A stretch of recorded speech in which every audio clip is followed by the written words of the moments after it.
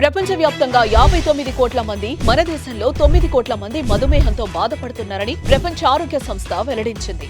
ప్రతి 7గురిలో ఒకరు డయాబెటిస్ తో బాధపడుతున్నారు. భవిష్యత్తులో ప్రతి 7గురిలో 4 అయ్యే అంచనా. డయాబెటిస్ మీద పూర్తి అవగాహన అందించి డయాబెటిస్ నుంచి తెలుగు ప్రజలను కాపాడే ప్రయత్నం చేస్తోంది సుమన్ టీవీ. ముఖ్యంగా డయాబెటీస్ అనేవి 3 రకాలు ఉంటాయండి.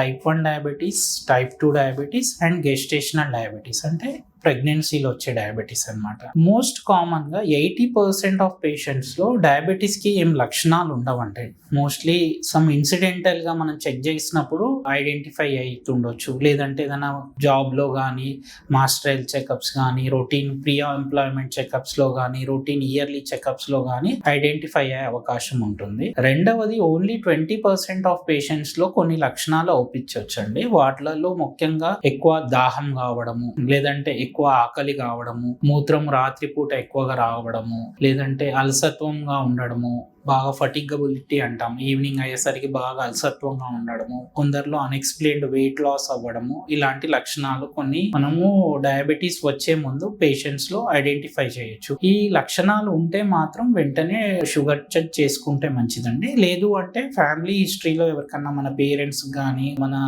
సిబ్లింగ్స్ కానీ డయాబెటీస్ ఉంటే అట్లీస్ట్ 35 దాటినాక మీరు రెగ్యులర్ గా ఇంట్లో కానీ, లేదంటే బయట ల్యాబ్ లో కానీ షుగర్ టెస్ట్ ఉంటుందండి. దాంట్లో 2 రకాలుగా ఉంటుంది. ఒకటి యావరేజ్ షుగర్ టెస్ట్, రెండవది fasting and post lunch sugar test. Blood టెస్ట్లే ఉంటాయండి. దీంతో పాటు ఒకవేళ షుగర్ ఐడెంటిఫై అయితే మనం యూరిన్ టెస్ట్ కూడా చేసుకోవచ్చు. ముఖ్యంగా మనం గుర్తుపెట్టుకోవాల్సింది ఏంటంటే most of the times 80% of patients లో, షుగర్ పేషెంట్స్ లో ఎసిమ్టమెటిక్, ఏం సిమ్టమ్స్ లేకుండా కూడా షుగర్ రావచ్చండి. ఈ type 1 diabetes, type 2 diabetes, gestational diabetes అని 3 రకాలుగా డయాబెటీస్ ఉంటుంది కదా. వీటిలలో టైప్ 1 డయాబెటీస్ అనేది యంగ్ చిల్డ్రన్ టు అడాలసెంట్స్ అంటే ఒక 8 to 10 ఇయర్స్ నుంచి 20 to 30 ఇయర్స్ వరకు కూడా రావచ్చండి. దీన్ని టైప్ 1 డయాబెటీస్ అంటారు. దీనికి మూల కారణం ఏంటంటే ఇన్సులిన్ డెఫిషియన్సీ. అంటే మన శరీరంలో ప్యాంక్రియాస్ అనే గ్లాండ్ ఉంటుంది. అది బీటా సెల్స్ అనే దాంట్లో సెల్స్ ఉంటాయి. అవి ఇన్సులిన్ అనే హార్మోన్ ని సిక్రీట్ చేస్తాయి. ఈ టైప్ 1 డయాబెటీస్ పేషెంట్స్ లో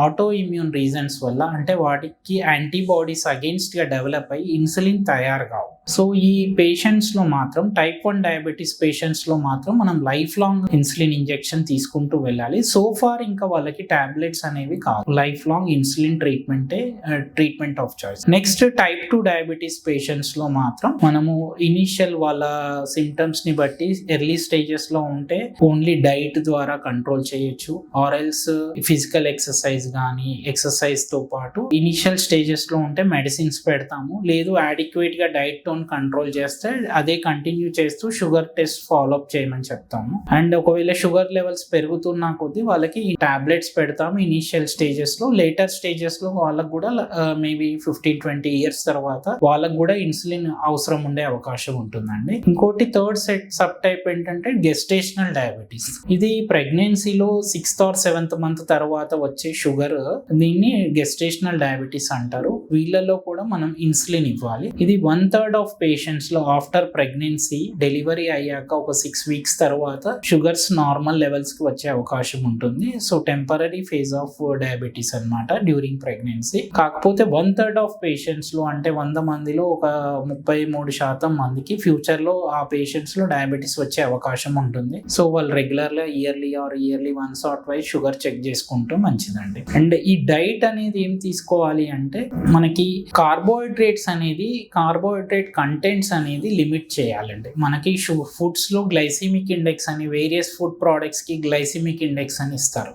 మామూలుగా ఇప్పుడు మనకి జోవార్ గానీ, అంటే జొన్నలలో గ్లైసిమిక్ ఇండెక్స్ 55 ఉంటుంది. దాంట్లో జీరో షుగర్ ఏముండదు. కార్బోహైడ్రేట్ అనేది మనకి షుగర్, గ్లూకోజ్ అనేది మోర్ డ్రైవింగ్ ఫోర్స్. మనకి అందరికీ షుగర్ అవసరమే, షుగర్ లేకుండా ఎవరు ఉండలేరు. కాకపోతే డయాబెటిక్ పేషెంట్స్ ఉన్న వాళ్ళు షుగర్ కంటెంట్ ని కట్ డౌన్ చేస్తే మంచిది. ఎక్స్ట్రా యాడెడ్ షుగర్స్ లేకుండా ఉన్న ఫుడ్ ప్రోడక్ట్స్ లో మనకు ఉన్న అవైలబుల్ రిసోర్సెస్ లో తక్కువ షుగర్ కంటెంట్ ఏవైతే ఉన్నాయో అవి తీసుకుంటే బెటర్. అంటే రాగులు, జొన్నలు, గోధుమలు, సజ్జలు ఇట్లాంటి వాటిలలో ఈ రైస్ కంటే తక్కువ కంటెంట్ లో షుగర్ ఉంటుంది. ఈవెన్ రైస్ లో కొంచెం బ్రౌన్ రైస్ లో నార్మల్ గా గ్లైసిమిక్ ఇండెక్స్ ఒకవేళ రైస్ లో 75 ఉంటే దీంట్లో 65 to 70 అయ్యే అవకాశం ఉంటుంది. జొన్నలలో గ్లైసిమిక్ ఇండెక్స్ 55 ఉంటుంది. అంటే రైస్ తో కంపేర్ చేసుకుంటే కార్బోహైడ్రేట్ కంటెంట్ తక్కువ ఉంటుంది కాబట్టి యూజువల్ గా మనం జొన్నలు తినమని సజెస్ట్ చేస్తుంటాం. నెక్స్ట్ ఏంటంటే ఫ్రూట్స్ లో ఎక్కువ తీపి ఉన్న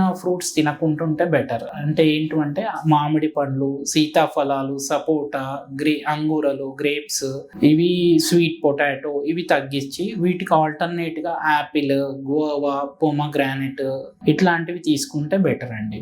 వెజిటేబుల్స్ లో కొంచెం ఆలుగడ్డలు ఇలాంటివి తగ్గిస్తే బెటర్. అండ్ టీ కాఫీలో ఎక్స్ట్రా యాడెడ్ షుగర్ వేసుకోకుండా వితౌట్ షుగర్ తీసుకుంటే బెటర్ అండి. అండ్ మెయిన్ గా ఎక్సర్సైజ్.